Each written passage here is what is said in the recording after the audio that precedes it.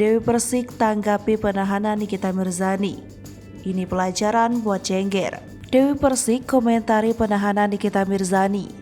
Diketahui, Nikita Mirzani ditahan di rutan kelas 2B Serang pada Selasa 25 Oktober 2022 lalu.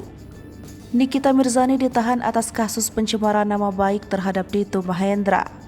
Penahanan Nikita Mirzani akan dilakukan selama 20 hari mulai tanggal 25 Oktober sampai 13 November 2022.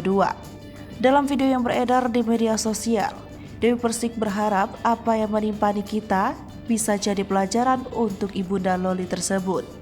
Dalam kesempatan itu, Dewi Persik menyinggung perkara fitnahan dari Nikita. Kala itu, mantan Angga Wijaya itu dituduh mandul dan pernah aborsi yang dikatakan oleh Nikita Mirzani kepada dirinya. Dewi Persik menilai penahanan Nikita Mirzani ini merupakan ganjaran karena kerap sembarangan berbicara. Diberitakan sebelumnya, Nikita Mirzani ditahan selama 20 hari buntut pasalnya dengan Dito Mahendra. Nikita Mirzani sempat teriak histeris karena ditahan secara mendadak. Mantan diplomatif Nikita Mirzani tak menyangka ujungnya dari perseteruannya dengan Dito Mahendra.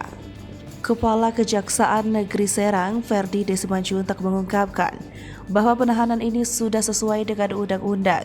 Penahanan ini lanjutnya bertujuan untuk mencegah Nikita Mirzani melarikan diri. Selain itu, hal ini juga bertujuan untuk mencegah hilangnya barang bukti. Kuasa hukum Nikita, yakni Fahmi Bahmid, mengaku tak menyangka kliennya akan ditahan. Ia juga mengaku tak tahu menahu terkait penahanan itu.